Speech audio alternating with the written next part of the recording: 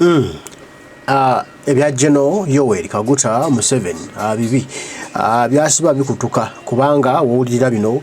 ng'eggwanga lya Amerika limusiza akalipoota endala ennamutayike ennene luva okwaya ey'okutyoboola eddembe ly'obuntu era nga mu Africa Uganda etwaliddwa ng'ensi nambemu mu kutyoboola eddembe ly'obuntu mu kutulugunya okutta okubba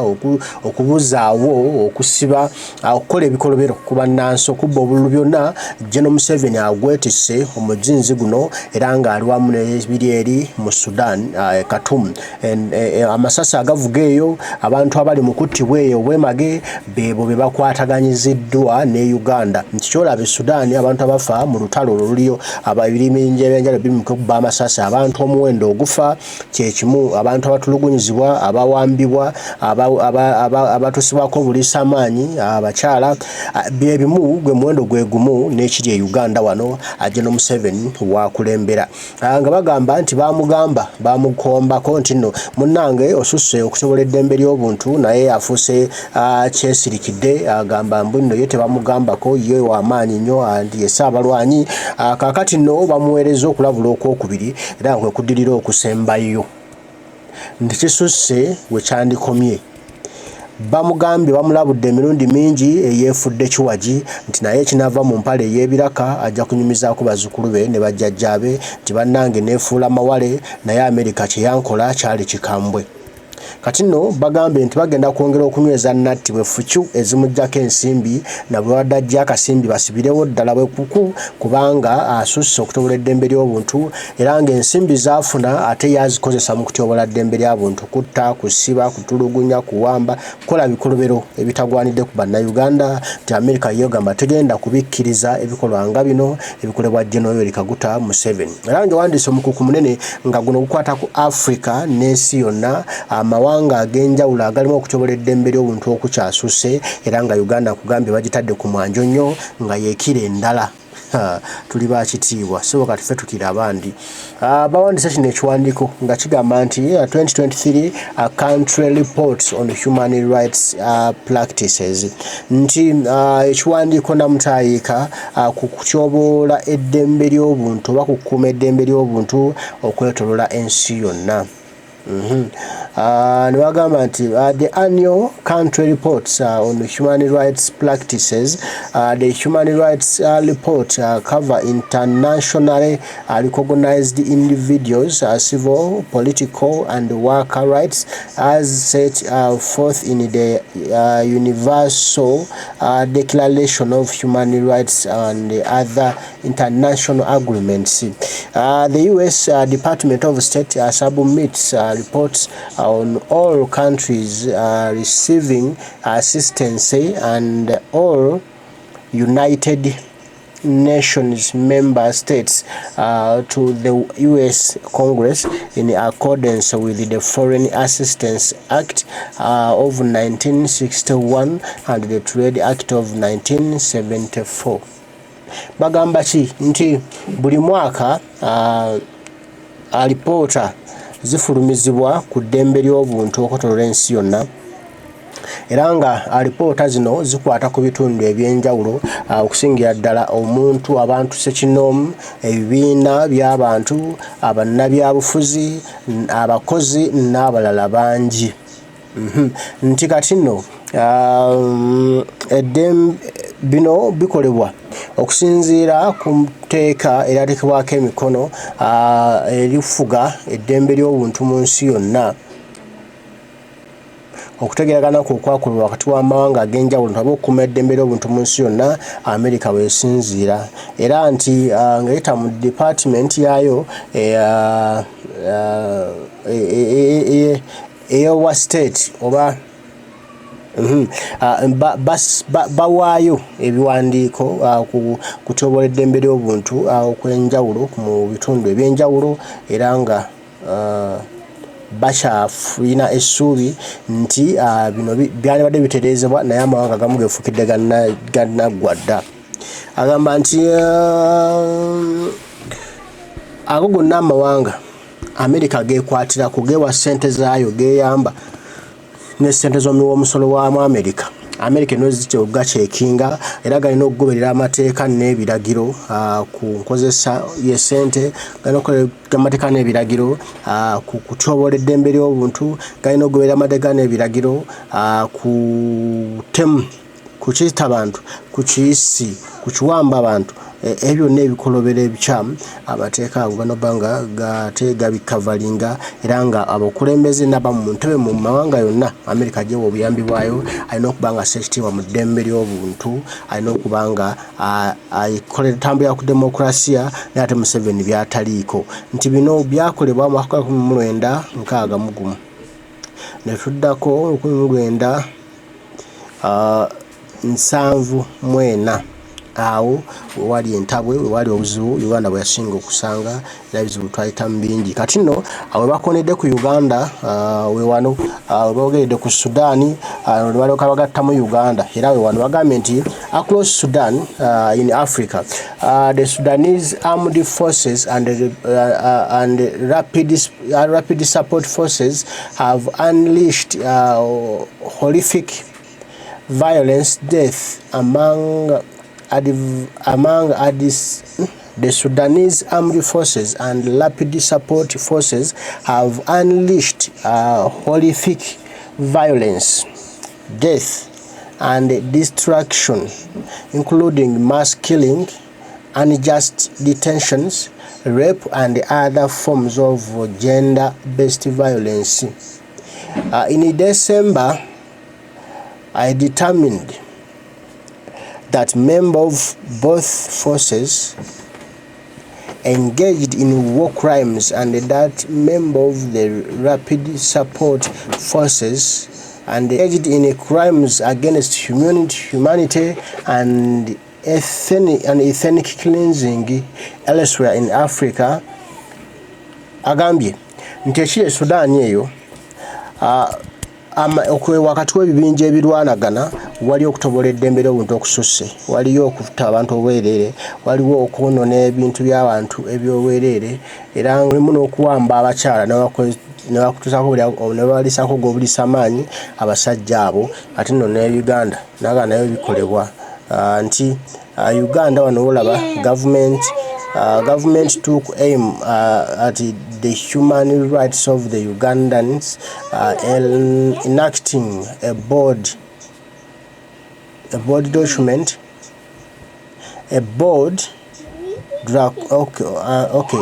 enacting abroad draconian anti-sexual legislation, including the death penalty for serial offenders. N'agamba nti n'abantu abalala abazze nga bakola ebikolobero ne Uganda mweri mu abo omuli etteeka lye yayisa ery'ebikambwe ate nga n'abadde alina omukolo olwaleero General Museveni ennyimirira ye ebadde y'amantitiiri nga gy'alina okuteeka omugongo ate ataddeyo maaso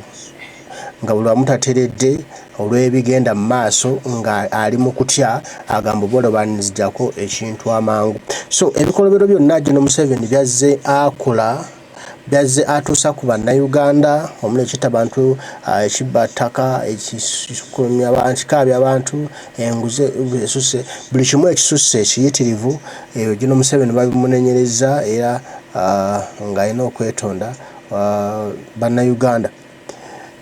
n'okulaba nti abawa eddembe basaanidde okuba nalyo so si bino ebyoya by'enswa byali mu ttuwa ne golodi nennyini tube nga tumanyi nti akasumuzo ka golodi kabeera wano. General Museveni zino ebbaluwa bweziti oba alipoota bweziti buli lwezeyongera okufuluma buli lwezeyongera okuvaayo ebigambo byongera kumusobera ebigambo byongera kumuzitowako kubanga aba yongedde okwokya asajja abongera kumulabisa bongera kumugamba nti gwe very soon we are taking you on. Akati nno bino n'omukulembeze w'eggwanga Kyagulanyi Ssentamu Robert Bobi Wine ebbaluwa eno agiwandiiseeko nayo engeri Museveni gy'alumiziddwamu okutoboola eddembe ly'obuntu era ng'alina okukyusa emize gye gyakola mangu ddala. President Kyagulanyi naye ebbaluwa eno agina kyagyogeddeko era agambye nti in its country report on Uganda. The U.S. Department of State documents the excessive crackdown on leaders and supporters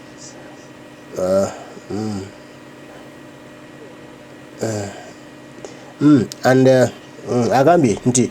in its country report on Uganda, the U.S. Department of State documents the excessive crackdown on leaders and the supporters of the national platform by the Museveni regime in the 2023. The report highlights the extrajudicial killing of NUP supporters, including Mzee Costa Muhonja, 70 years, who was tortured to death in February while in police custody. Anti-report, waliwo yafulumizibwa omwaka ogwedde era nga nayo eri kutulugunya kwa General Museveni watulugunya mu bannayuganda ebikolobero byakola bannayuganda era nga muno balondobamu n'omusajja mukulu Mzee Costa yatulugunyizibwa General Museveni n'afa n'ava mu bulamu buno obw'ensi. Yongerako nti it also details include incidents of the abductions, torture and detention without trial of NUP supporters it's also detailed details incidents of the abduction, torture and detention without trial of NUP supporters like Olivia Lutaya on politically motivated charges. Other issues are documented, including harsh and life-threatening prison conditions such as overwhelming where for inmates. Other issues documented include harsh and life-threatening prison conditions such as overcrowding where 4 inmates occupy the space allocated for one. Interference with the freedoms of assembly and association and inability of citizens to determine their government peaceful through free and fair election. Nti mu report eno era mulimu n'ebyo byafulumizibwako mwaka ogwedde mu 2023 ng'omuli omuzeeyi munnanupu eyattibwa Mzee Costa ono yatulugunyizibwa ali myaka 7 yatulugunyizibwa abasajja ba Museveni era n'afa n'aziikibwa nga myaka 7 bamujja ku lubimbi lwe n'olutusako ebikolobero ebyo byonna paka lwe bamuta. Agamba nti era mulimu n'okutyoboola eddembe ly'abawagizi bannankyukakyuka abawagizi banno abatyoboola eddembe ly'abakubwa abattibwa abakutusibwako ebisago nga bino byonna bikolebwa General Museveni nti kamera zimulaba era buli kimu kigenda kuta. Report eno yongerako negamba nti bannayuganda bangi abatulugunyizibwa abasibibwa obubi abatali musango era nga bali mu makomera omuli Olivia Lutaya n'abalala bano bamaze emyaka miyitirivu awatali musango na gumu gwe bazza tebateebwa ate nga General Museveni abeesibyeko ewatali na musango na gumu era nti n'okubanga makomera omusibibwa abantu bano gali congested bagajjudde nnyo tewali basibe babeera bali kagongo etteme lyazimba okubeeramu omuntu omu mulimu abantu 4 bonna nga bali mu kasenge kamu ekitakkirizibwa mu mateeka era nti bannansi tebakkirizibwa kukola bye beetaaga ng'okwekalakaasa ne bannabufuzi tebakkirizibwa kukola bya bufuzi byabwe anti General Museveni abatya nga gwe baalogako era buli kyakola akikola nga ataddeyo omwoyo. So mu report eno ayongerako n'eraga nti granted the US State Department a report speaks of violations that Ugandans are already too familiar with, but we are always glad to see the United States and other key development partners of Uganda admitting awareness of the dictatorship and the systematic suppression of citizens citizen rights by the Museveni regime. Our hope is that